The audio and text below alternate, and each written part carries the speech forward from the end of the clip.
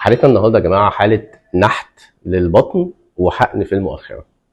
والحقيقه هي حاله بتبقى من الحالات الصعبه جدا، رغم ان لما اقول لكم المعلومات بتاعتها هتقولوا هي تعمل ايه. هي البيشنت دي وزنها مثالي يعني وزنها 55 كيلو وطولها 155 سم، يعني بيرفكت تمام.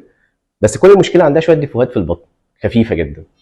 بس الديفوهات دي علشان نقدر ان احنا نصلحها ممكن ناخد تايم كتير في العمليه، لان يا جماعه عمليه نحت الجسم او تشكيل الجسم مش مجرد انك بتدخل بتشفط الدهون وخلاص، لا خالص. ده انت لازم بتشفط منين، وبتشفط من هنا كميه قد ايه، والبطن العلويه هتشفط منها قد ايه، والبطن السفليه هتشفط منها قد ايه، وازاي هنعمل ديفينيشن للعضله نفسها، وازاي هنعمل ديفينيشن للويست نفسه. الحاجات دي كلها بتاخد مجهود يمكن اصعب ما لو كانت الحاله عندها دهون كتيره. لان الحاله اللي عندها دهون كتيره هتحس بفرق على طول، لكن الحاله اللي محتاجه الديفينيشن محتاجه يتعمل معاها شغل كتير جدا علشان تحس ان في فرق. وطبعا احنا بعد ما شفطنا الدهون ونحتنا البطن والظهر، ده كميه الدهون اللي احنا طلعناها ده حوالي بيور، حوالي 1800 سي سي من الدهون.